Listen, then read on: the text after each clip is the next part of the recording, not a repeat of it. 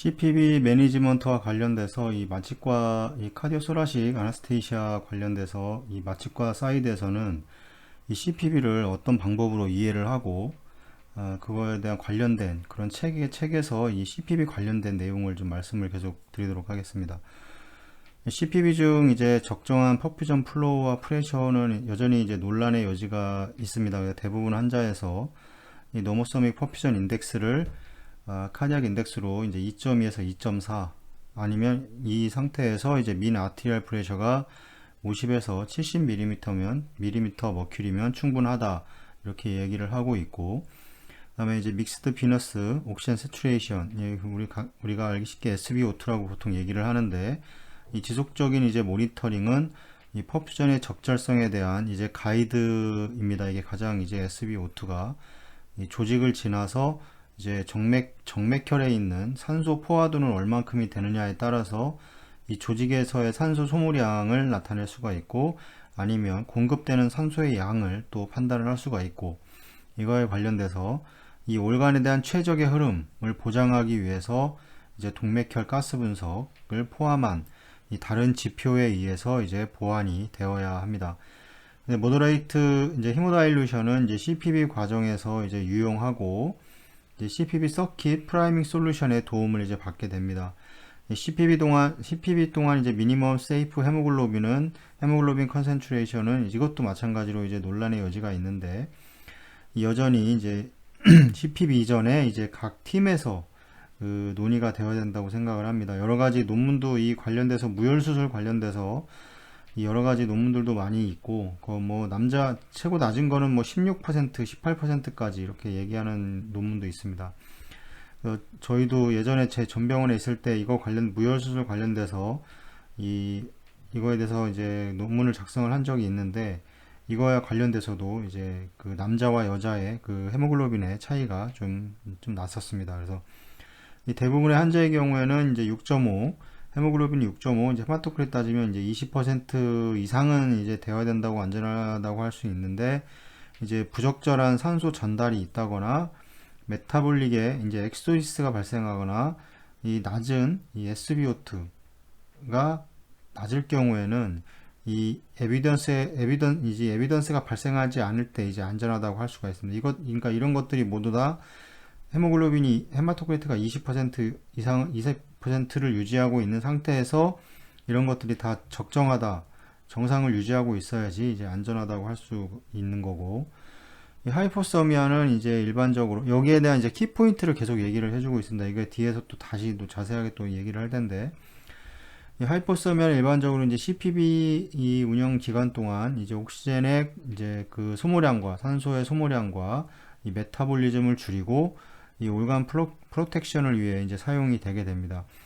이 체외순환 CPB라고 하는 게 모든 장기에 적절하게 관류가 이루어진다는 보장이 없습니다. 그래서 이거를 안전하게 진행을 하기 위해서 이 하이포서미아를 진행을 하는 거고, 하이포서미아도 이제 여러 가지 단계를 통해서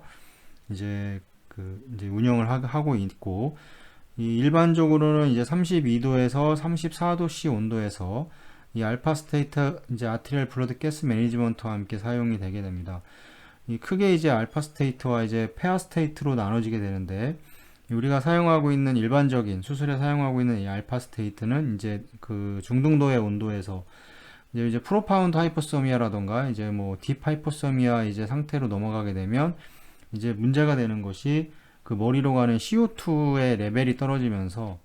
이 머리 혈관 자체가 줄어들게 되고, 머리 혈관이 이제 축소가 되게 되면 이제 플로우 자체가 줄어들게 됩니다. 그래서 인위적으로 CO2를 이제 공급을 해주게 되는데, 회로에 이런 과정에서 이제 페아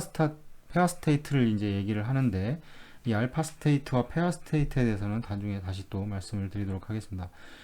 리워밍은 이제 천천히 수행이 되어야 되고, 그 일반적인 낮은 온도, 이 정도 온도에서 이제 모더레이트 정도 되는 온도에서는 이 물의 온도와 혈액의 온도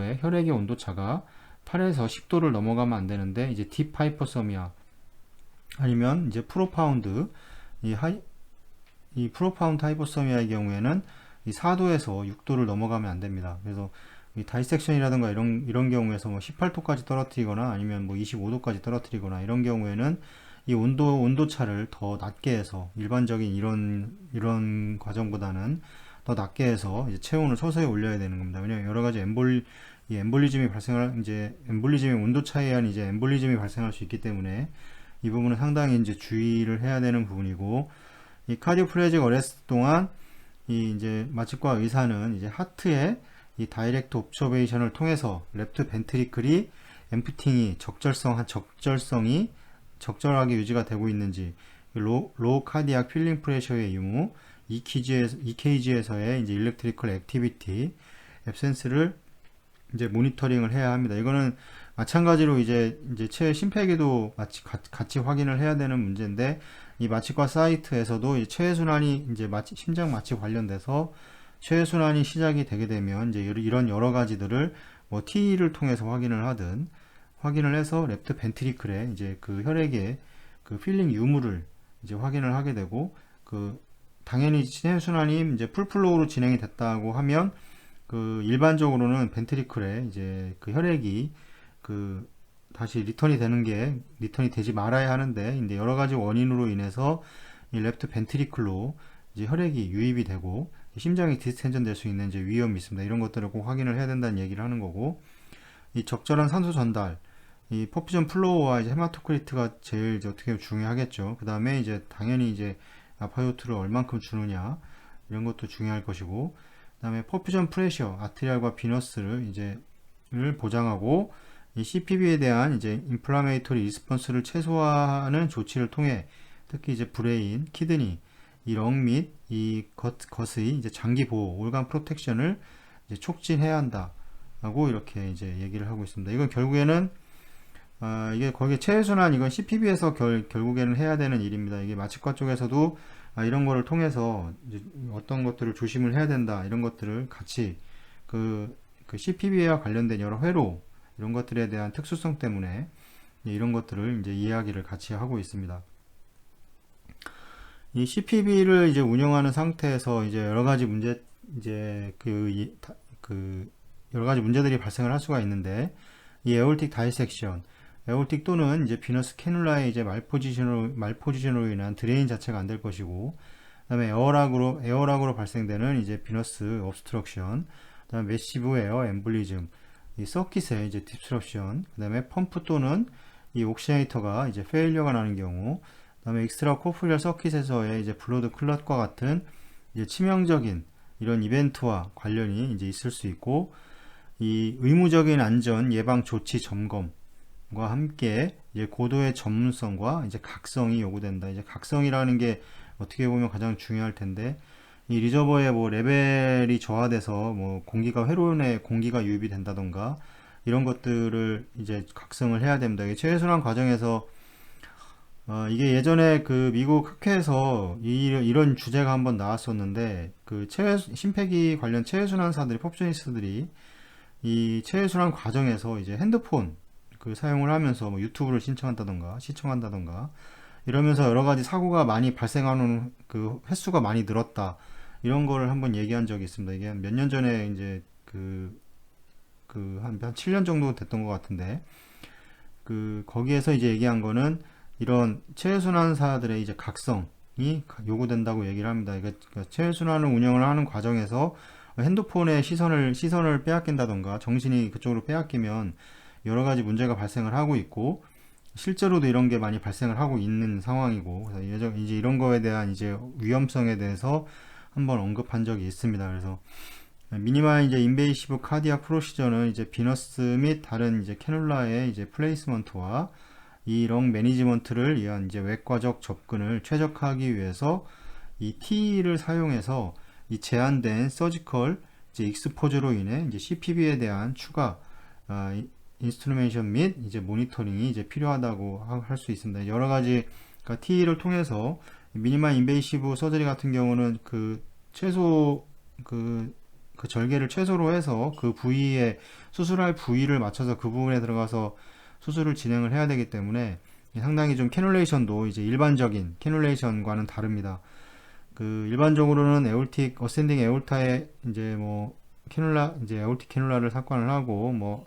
RA이 아니야 SBC, IBC 뭐 이렇게 캐놀레이션에 드레인을 하고 다시 관료를 해주는 이런 식인데 미니멀 인베이시브는 이 스토넘 자체를 열지를 않는 경우가 많기 때문에 스토넘을 열더라도 아주 미니멈만 열어서 수술을 하기 때문에 이제 이런 식의 정상적인 캐놀레이션을 하기가 상당히 어렵습니다. 그래서 이제 뭐 피모랄, 주글라 이런 베인이나 아테리 등을 이용을 해서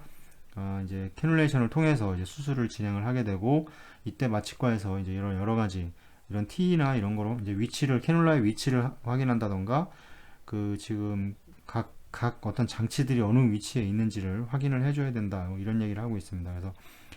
여러 가지 이제 희귀 질환들 이제 식세일 디지즈라던가 이제 콜드 어귤리튼 디지즈, 이 말리그넌트 하이포서미아, 뭐 엔지오이데마와 같은 이런 희귀 질환 이 CPB에 영향을 미치게 되고 이제 추가적인 이제 어떤 인터벤션과 CPB 이제 모디파이케이션이 이제 필요할 수 있다 이렇게 얘기를 하고 있습니다. 상당히 이제 마취과 쪽에서도 좀 자세하게 이 심장 마취 관련돼서 그 체외순환이라는 거는 중요한 포지션을 차지하고 있기 때문에 이 부분에 대해서 마취과에서도 상당히 많은 이런 책을 통해서 그 공부를 하고 있는 것 같습니다. 그래서 저도 이걸 보면서 그 상당히 좀 자세하게 많이 이렇게 올려놓은 것 같고 저희가 알아야 될 것도 많이 있고 그래서 이거를 계속 올려드릴 텐데 이거에 대해서 좀 많이 보고 마취과 선생님들 이렇게 공부를 하시는데 체외순환사가 이거보다 더 모르고 이런다면 좀 말이 안 된다고 생각을 합니다. 저희 마취과 선생님들 제가 되게 그 좋아하시는 그 되게 좀 잘하시는다고 얘기해야 되는데 이 체외순환 관련된 쪽에 그 지식이 상당히 많으십니다.